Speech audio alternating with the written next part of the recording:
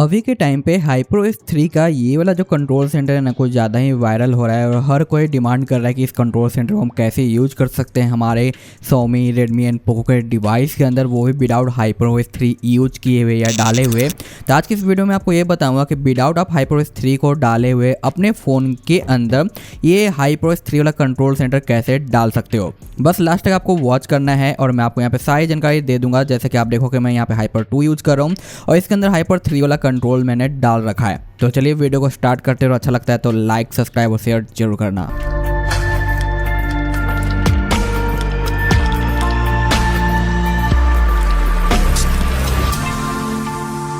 तो यहाँ पे तो भाई मैंने ऑलरेडी HyperOS 3 ही डाल रखा है, जिसकी वजह से HyperOS 3 वाले सारी चीज़ आपको देखने को मिलती है, आइकन पैक और बाकी अदर फीचर्स वगैरह। तो इसे तो हम इग्नोर करते हैं क्योंकि इसके लिए तो भाई आपको बहुत चीज़ें करनी पड़ती है, बूट अनलॉकिंग, रोम फ्लैशिंग और बहुत सारी चीज़ें। तो इसे हम साइड में रखते हैं और यहाँ पे आप देखो जो कि मेरा 2.2 वाला डिवाइस है जो कि पोको का F5 है, लेकिन आप किसी भी कर सकते हो, पोको, रेडमी या Xiaomi के ऊपर, चाहे वो MIUI पर रन कर रहा हो या हाइपर पे। लेकिन कुछ कंडीशन हो जाएगी MIUI के लिए, लेकिन हाइपर के लिए कोई कंडीशन नहीं होगी। तो यहाँ पे मैंने एक नॉर्मल सा सेटअप बना रखा है ताकि UI थोड़ा देखने में अच्छा लगे।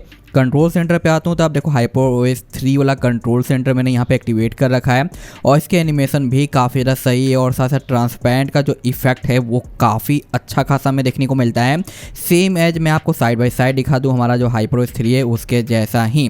तो अगर मैं इसके ऊपर आता हूँ, यहाँ पे आप देखो स्लाइड करता हूँ तो इसे भी क्लीन कर लेता हूँ ताकि अच्छे तरीके से दिखाई दे साइड बाय साइड। तो देखो यहाँ पे आपको ट्रांसपेरेंट काफ़ी ज़्यादा देखने को मिलता है और यहाँ पे थोड़ा ब्लर ज़्यादा देखने को मिलता है, लेकिन देखने में दोनों अपनी जगह अच्छे लग रहे हैं। आप मुझे बताना कि आपको ये ट्रांसपेरेंट वाला थोड़ा ज़्यादा पसंद आया या थोड़ा ज़्यादा ब्लरी है वो आपको पसंद आया, क्योंकि हर किसी की थोड़ी अपनी अपनी चॉइस हो सकती है। तो कमेंट जरूर करना। तो यहाँ पे कुछ इस तरीके से आपको देखने को मिलता है। उसके बाद स्लाइड करें तो आप देखो कंट्रोल सेंटर पूरा का पूरा कार्बन कॉपी आपको यहाँ पे देखने को मिलता है एक दूसरे के, जो कि यहाँ पे आप देखो वाईफाई हो या फिर हमारा सिम वाला है, बस यहाँ पे आइकन हल्का सा चेंज है, बाकी वॉल्यूम, ब्राइटनेस वगैरह, ब्लूटूथ वगैरह ये सारी चीज़ों में आपको जो सिमिलर चीज़ें देखने को मिलती है।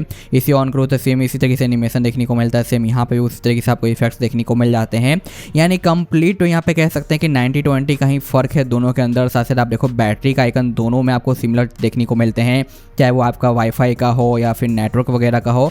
यानी सेम आपको HyperOS 3 वाला जो है लुक वो यहाँ पे आपको देखने को मिल रहा है। अब रही बात इसे मैंने कैसे एक्टिवेट कर रखा है वो मैं आपको दिखाऊंगा। और अगर आप डिमांड करने वाले कि ये सेटअप मैंने बना रखा है कैसे, वो भी पोको के डिवाइस के अंदर, तो ये भी बिल्कुल ही सिंपल सा है, मैंने ऑलरेडी वीडियो दे रखा है। और साथ साथ लॉक स्क्रीन भी आप देख सकते हो। लॉक स्क्रीन में कोई तीर नहीं मारना है, ये तो बाय डिफॉल्ट हमें फीचर्स मिल जाता है, जिसे आप बस अच्छे से कस्टमाइज करो तो एक अच्छा सा लुक देखने को मिल जाता है। लेकिन रही बात कि ये आइकन मैंने कैसे सेट कर रखे हैं विजेट्स वगैरह, वो मैं आपको यहाँ पे दिखा देता हूँ। सिंपल मेरे चैनल पे आ जाओ, ठीक है, यहाँ पे नीचे स्क्रॉल करके जाओगे कुछ टाइम पहले तो आपको वीडियो देखने को मिलेंगे जो कि मैंने आपको दिया था। मे भी आपने देख लिया, अच्छी बात है, या फिर मे भी मिस भी हो गया होगा।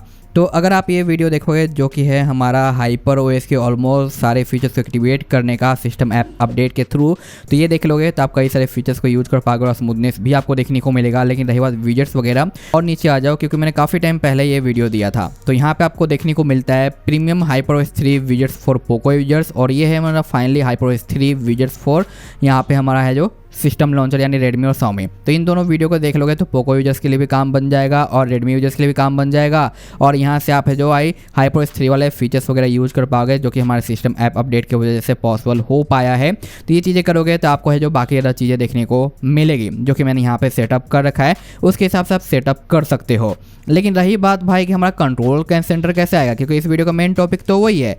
तो आपको सिंपल अपने थीम स्टोर पे आना है और सर्च करना है ये नाम, ठीक है, आपको ये नाम दिखाई दे रहा है WORSTFACE, ठीक है। इसे जैसे आप सर्च करोगे ये रिजल्ट आपको देखने को मिलेगा, क्योंकि ये ग्लोबल थीम है तो आपको ये इजीली मिल जाएगा। मैं हो सके तो इसका बैकअप भी दे दूंगा, क्योंकि किसी में अगर ना दिखाई दे थीम स्टोर पे तो इसके बैकअप को आप रीस्टोर करके इस थीम को एक्टिवेट कर सकते हो, यूज कर सकते हो।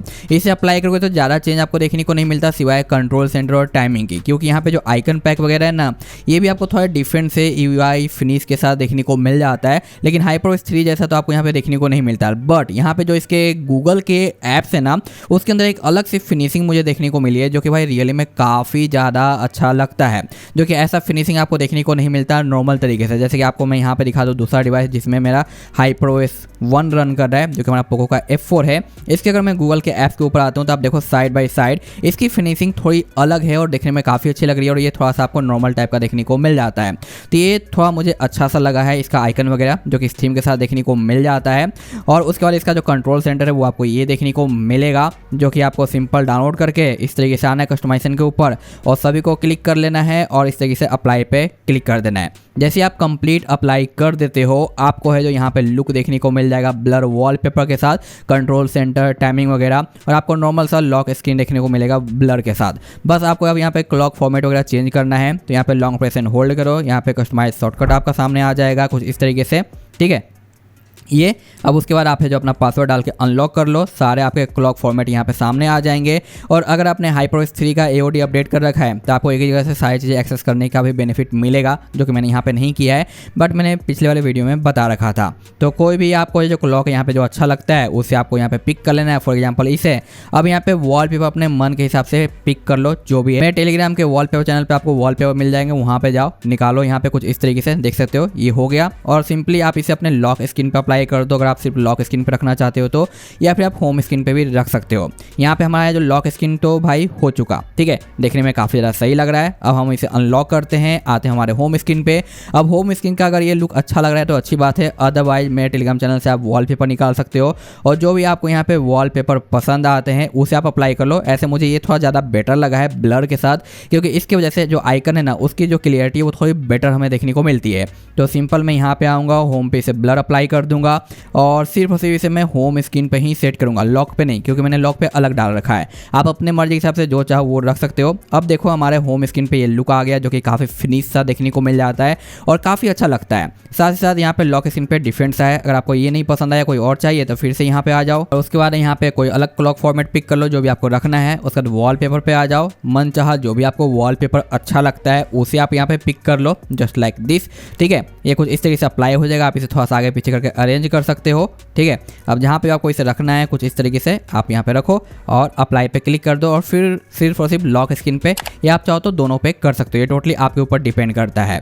अब यहाँ पे आप देखो हमारे लॉक स्क्रीन के ऊपर भी आ गया और होम स्क्रीन पे भी हमें एक अलग सा लुक देखने को मिल गया।